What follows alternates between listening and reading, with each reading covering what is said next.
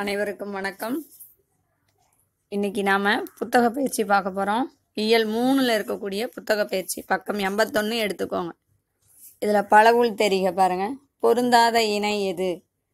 இதுல அதாவது திருவாரூர் கரிக்கையூர் இதுதான் பொருந்தாதது. ஏறுகோள் எருதுகட்டி ஆதிச்சநல்லூர் அரிக்காமேடு பட்டிமன்றம் பட்டி மண்டபம் இதெல்லாம் பொருந்தக்கூடியது. இந்த திருவாரூரும் கரிக்கையூரும் தான் பொருந்தாத பதில், சரியானது. அதுக்கடுத்து ரெண்டாவது ஒன்று பார்த்தீங்கன்னா முறையான தொடர் அமைப்பினை குறிப்பிடுக இருக்கா. இதில் எது அப்படின்னா கடைசி ஒன் இருக்குல்லையே அதுதான். தமிழர்களின் தொன்மையான வீர விளையாட்டு ஏறு தழுவுதல். மூணாவது ஒன்று பார்த்தீங்கன்னா பின்வருவனவற்றுள் தவறான செய்தி தரும் கூற்று. அதாவது 8, 10 இந்த எண்ணு பெயர்களின் பின் வல்லினம் மிகாது அப்படின்னு கொடுத்துருக்காங்க.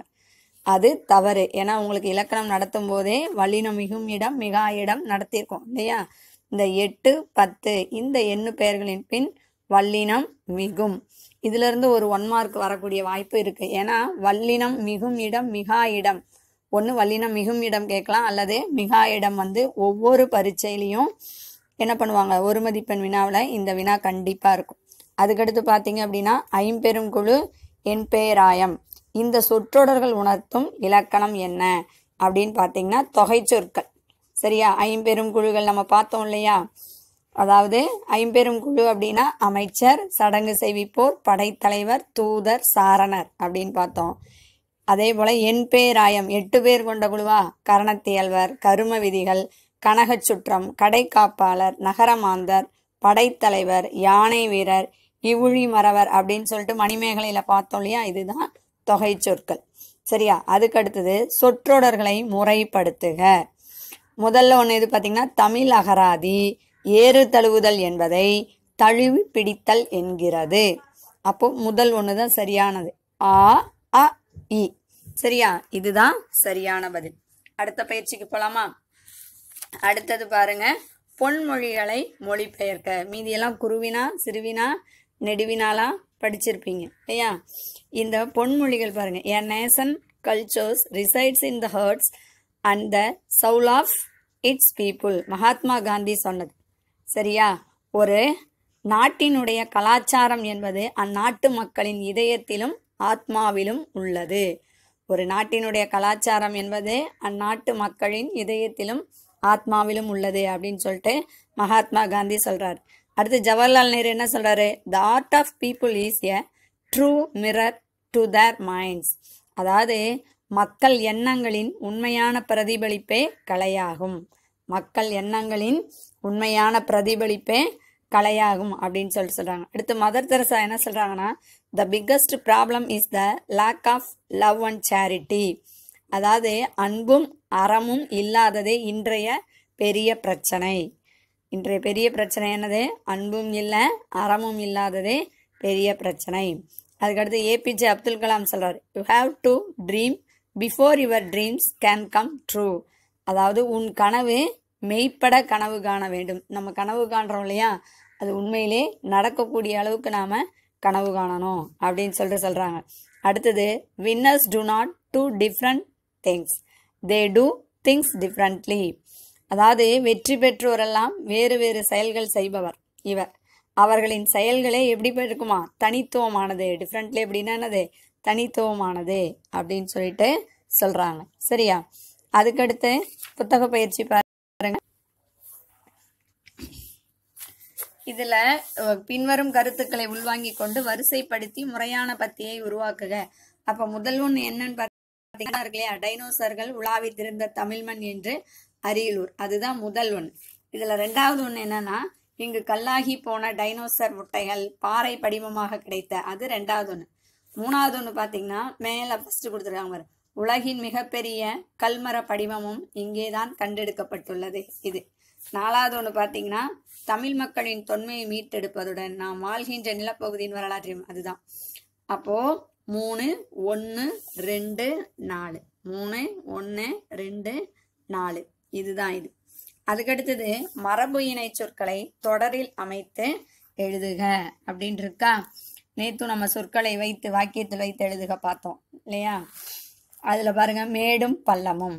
சரியா, என்ன சொல்லலாம், நம்மளோட வாழ்க்கையில் வெற்றி தோல்வி என்பது மேடும் பள்ளமும் போல உள்ளது அப்படி எழுதலாம். அல்லது எங்கள் ஊரின் சாலையெல்லாம் மேடும் பள்ளமுமாக இருக்கிறது அப்படின்னு எழுதலாம்.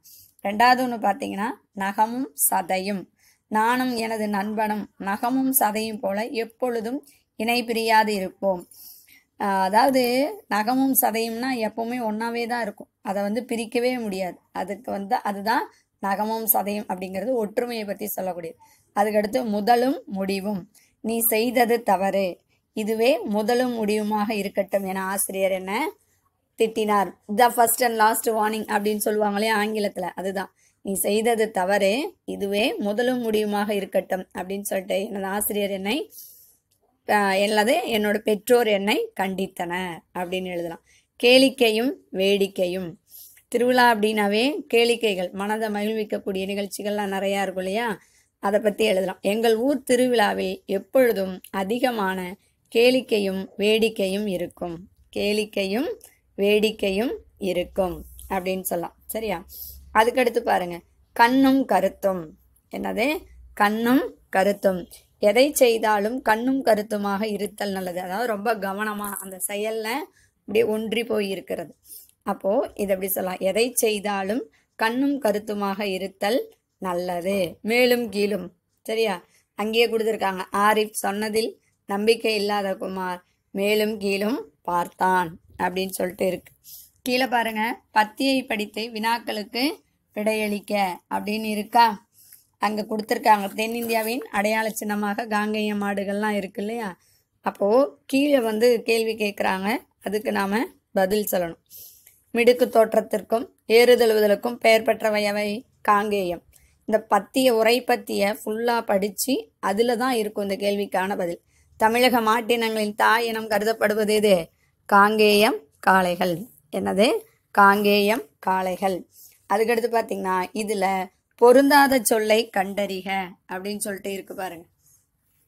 கர்நாடகம், கேரளா, இலங்கை, ஆந்திரா இருக்கு இல்லையா, அதில் எது சரியான பதில்? இலங்கை.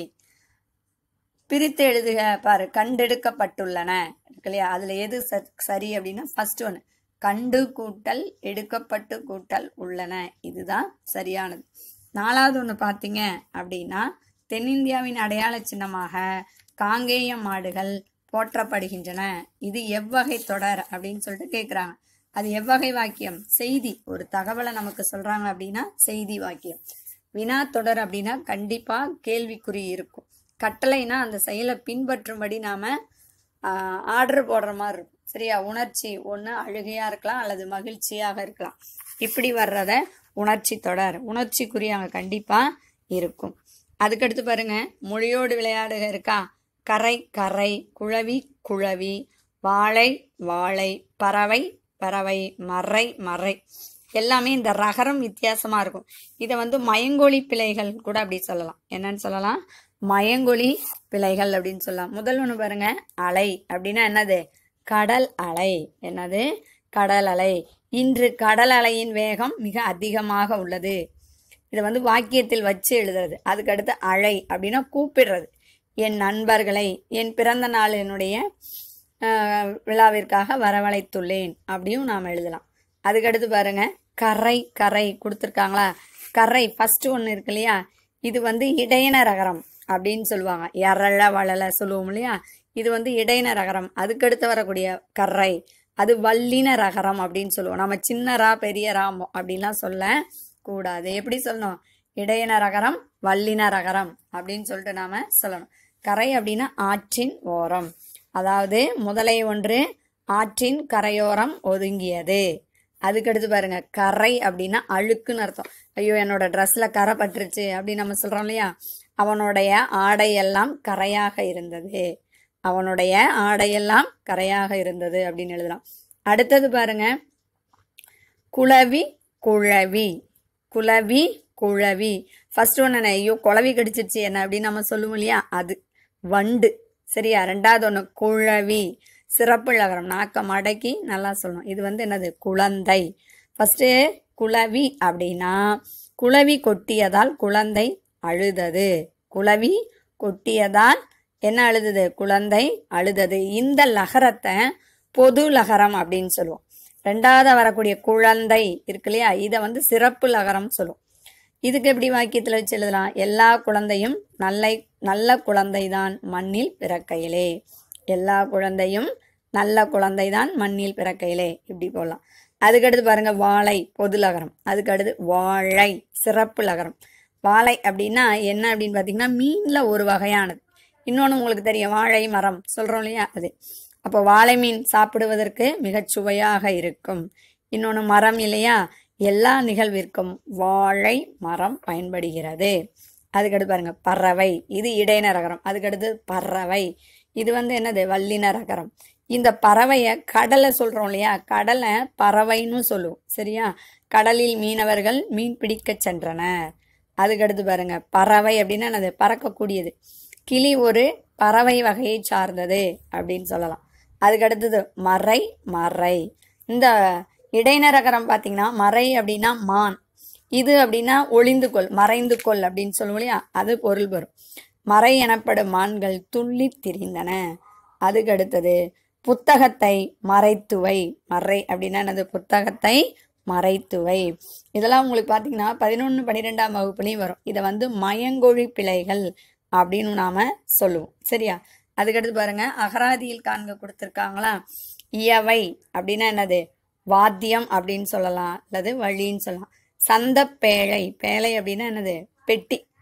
சரியா, என்னது, பெட்டி, அழகிய பெட்டி அப்படின்னு சொல்லுவாங்க. சிட்டம் அப்படின்னா அறிவு. தகழ்வு அப்படின்னா வீண் ஆடம்பரம். பௌரி அப்படின்னா பெரும் பன்வகை அப்படின்னு சொல்லுவாங்க. சரியா, இந்த புத்தக பயிற்சி தான் உங்களுக்கு நாளைக்கு வீட்டு பாடம். சரியா, அதாவது வியாழக்கிழமை இருக்கக்கூடிய வீட்டு பாடம் உங்களுக்கு தனியாக நான் அனுப்ப மாட்டேன். எதெல்லாம் நான் இன்னைக்கு நடத்தினோ புத்தக பயிற்சி, அதுவே இன்றைய வீட்டு பாடம். சரியா, அதனால் இந்த புத்தக பயிற்சிலாம் எழுதி பாருங்கள். சொன்னதை கரெக்டாக இல்லை, நான் திரும்ப ஒரு முறை வீடியோவை நீங்கள் போட்டு பாருங்கள். இதில் ஏதாவது சந்தேகங்கள் இருந்தது அப்படின்னா என்னை தொடர்பு கொண்டு கேளுங்க. நன்றி, வணக்கம்.